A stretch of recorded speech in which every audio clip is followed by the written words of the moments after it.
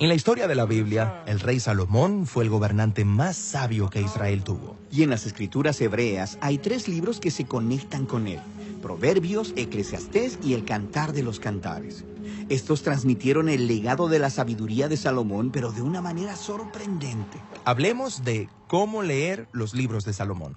Bien, para apreciar realmente la historia de la sabiduría de Salomón, tenemos que regresar al jardín del Edén. Donde Dios creó a la humanidad, varón y hembra. Sí, a Adán y a Eva. Y Dios los designa para gobernar el mundo, juntos, en intimidad y amor. Reyes y reinas de la creación.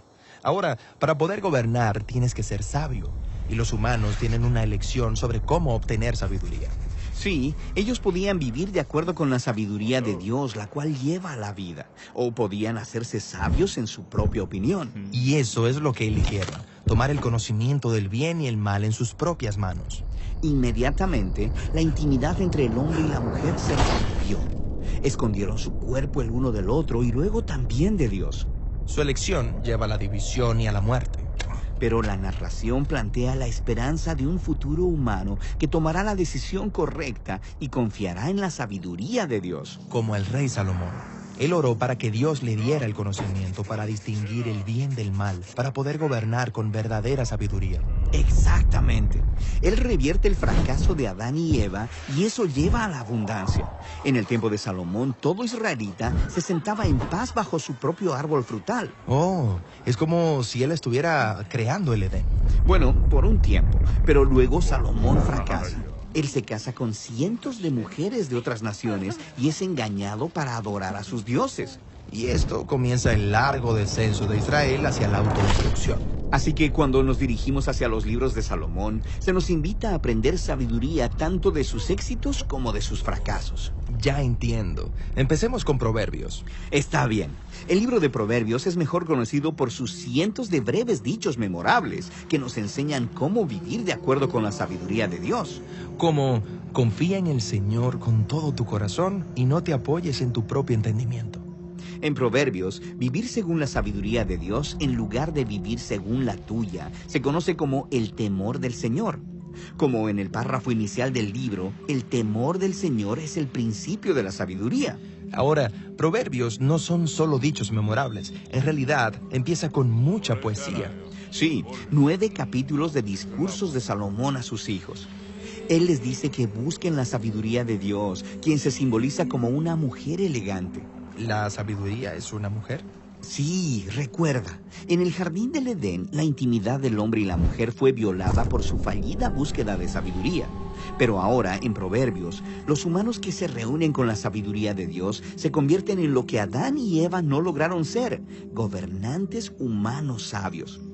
Proverbios 3 incluso dice que cuando abrazamos a la señorita sabiduría, estamos echando mano del árbol de la vida. Ahora somos nosotros los que estamos en el jardín. Exactamente. Proverbios está diciendo que todos los días estamos frente al árbol tomando nuestra propia decisión. Y Salomón nos insta, elige la sabiduría y la vida. Ya entiendo. Entonces, ¿cómo encaja Eclesiastés en la historia de Salomón? Bueno, en este libro es como si estuviéramos conociendo a Salomón cerca del final de su vida, y él ofrece algunas reflexiones sobrias. La vida es Hebel. Esta es la palabra hebrea para vapor o humo, que es impredecible e incontrolable. Y él constantemente está hablando de la vida debajo del sol. Esto es, la vida fuera del jardín, que es confusa y difícil. Cierto, incluso cuando vivimos según la sabiduría de Dios, la vida puede estar llena de desilusiones. Llevando hasta la desilusión final, tu propia muerte. Eso es deprimente. Pero al final del libro, él dice que debemos buscar vivir según la sabiduría y el temor del Señor, solo que con expectativas más realistas. Ya entiendo.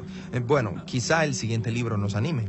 El Cantar de los Cantares, un poema de amor entre un hombre y una mujer.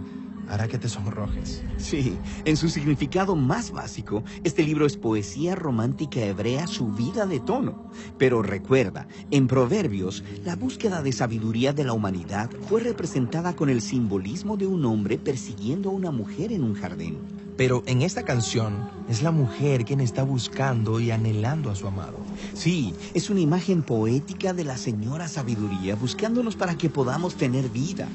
De hecho, la canción termina con un poema acerca de cómo el amor de la señora es más poderoso que la misma muerte.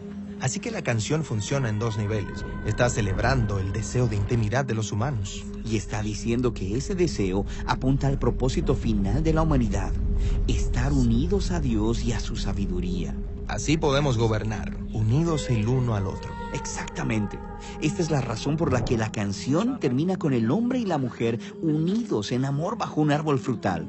Entonces, la historia de Salomón y de estos 3 libros nos invitan a vernos a nosotros mismos en la historia bíblica completa. Sí, tratan de cómo Dios nos diseñó a todos para gobernar el mundo según su sabiduría, para que todos podamos encontrar la verdadera vida.